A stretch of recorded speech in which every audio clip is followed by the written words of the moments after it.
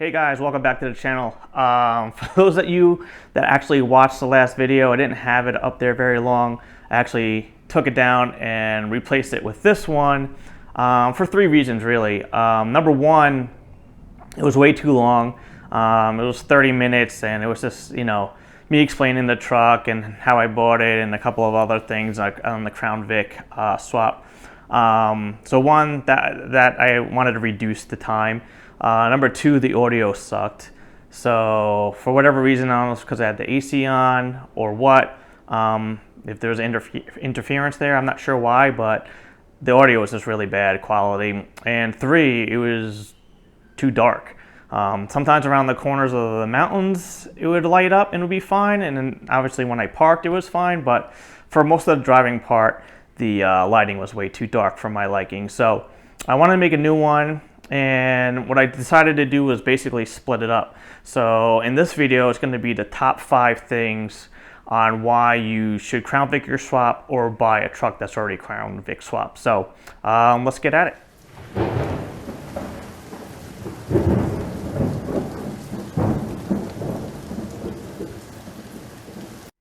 So number one on my list is drivability.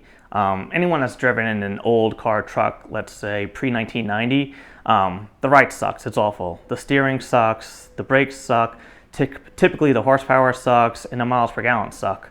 But one of the great things about an older car and truck is, the design of it inside and outside. So the outside looks cool, but it drives sucky, you don't want to drive it. So when you Crown Vic swap your F100 with either a full chassis like mine is, or even the front clip, you gain all those things back like you would in a modern car. So you have better brakes, you have rack and pinion steering, and it will automatically lower your truck 4 to 5 inches because you'll be getting rid of the old I-beam suspension or twin I-beam suspension and going with a more modern IFS system. So for me, even the lowering alone is a mark in the win column for my truck. So because I like the stance of a lowered F100, or any truck for that matter. So, for me, just lowering it to 4 to 5 inches is more of enough reason to do a Crown Vic swap. Again, that's not for everybody. If there's maybe guys that are actually using them to haul stuff or on a farm, this might not be the best option. But for me and what I do with this truck, this was the best option for me, in my opinion. So number 2 on my list is durability. The Crown Vic is obviously a very durable car with its long history in every law enforcement bureau in the United States.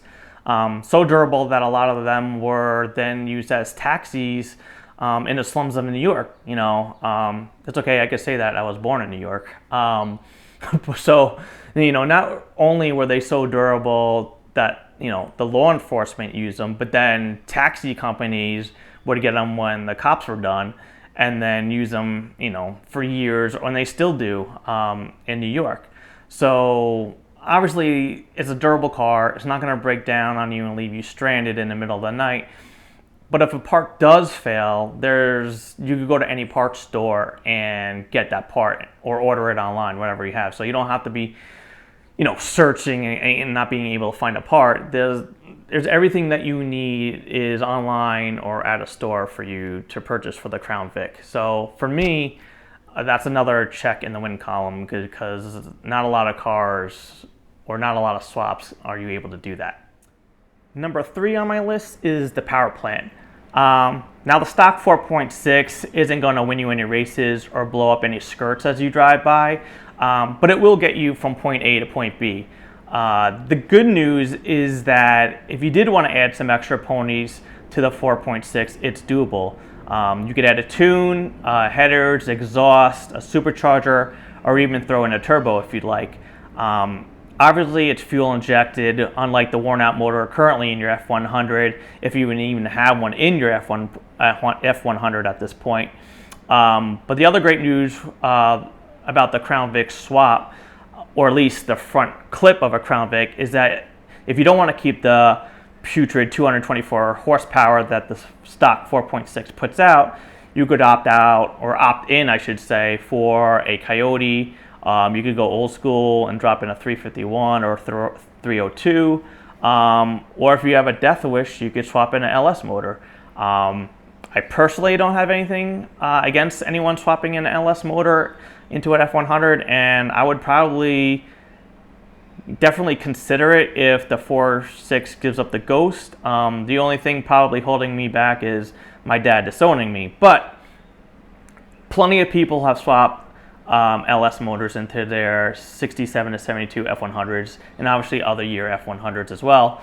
But since we're mainly talking about the 67 to 72s, yeah, obviously Josh, if you watch the video I did of his truck, LSF 100, that's LS swap. So you really when you compare the Coyote swap versus an LS, let's just say, I mean, it's really apples to oranges at that point. At that price point, the amount of horsepower, the cost of getting a used or even a crate LS as opposed to a Coyote, and then just availability of parts, kind of like what we mentioned earlier on the Crown Vic. So if you're a diehard blue oval fan, then I see you not wanting to go that route. But if you want to get the most out of your money, I would definitely consider LS swapping your F100. So for this reason, the Crown Vic, like I said, chassis and the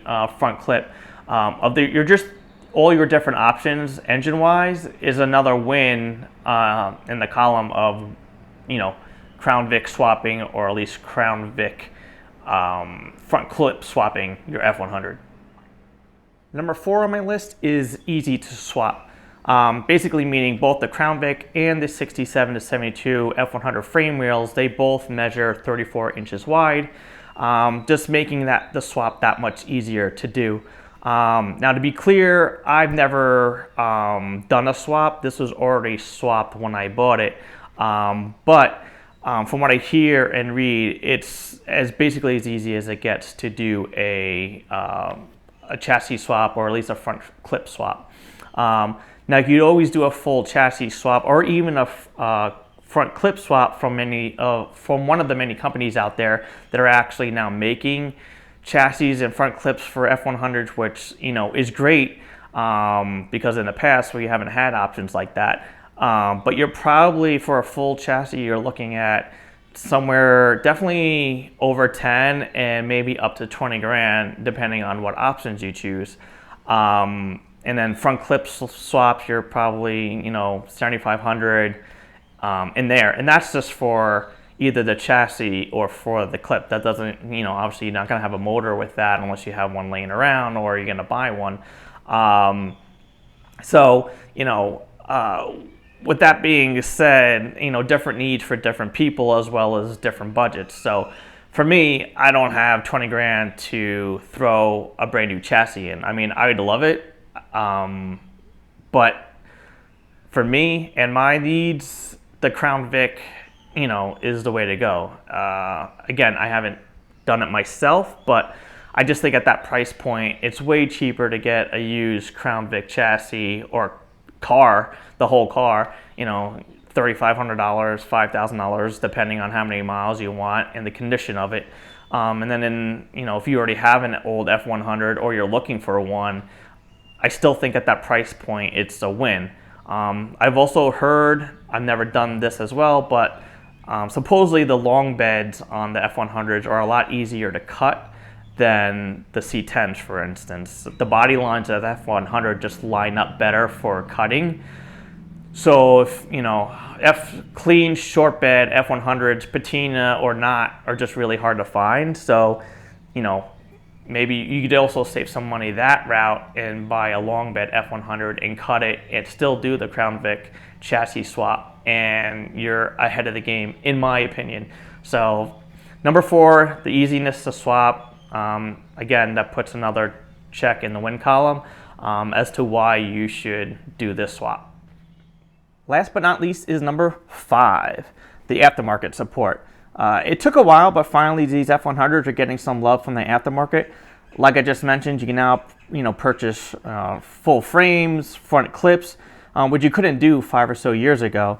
Now there's also big brake kits, coilover kits, upgraded suspension parts, interior parts. You get new gauge cluster from Dakota Digital, There's even, Muncie Speed makes a whole bunch of carbon fiber parts for these 67 to 72 trucks. If you guys watch the video of Josh's F100, I mean, he basically has a whole catalog from Muncie Speed on his truck. Also, one of your best resources for your Crown Vic is adtr.net. I mean, they have everything. If you want to do a manual swap, that's on their website, brakes, suspension, engine, wheels, pretty much anything for the Panther platform, they have on their website. So if you were new to the Crown Vic side of it, and you weren't really sure where to go, for parts for Crown Vic wise, I would definitely hit up adtr.net. They're really good to work with, and I bought a bunch of stuff from them for my truck. So yeah, the aftermarket support is definitely grown. I mean, we'll probably never, be at the same level as a C10, but at least we could compete now. The number of F100 trucks that are being built, are definitely on that higher caliber now, and a lot of them are on Crown Vic chassis or at least front clips. So yeah, so it's definitely going in the right direction, which we couldn't compete with those guys a good 10 years ago. So anyways, number 5 is aftermarket support. So those were my top 5 reasons why you should either Crown Vic swap your truck or buy one already swapped. If you do buy one already swapped, just make sure that you guys are doing your due diligence, just like you would any other used car that you buy.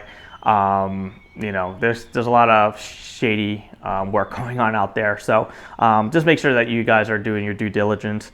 And I hope to also make a top 5 things I don't like about my Crown Vic swap truck.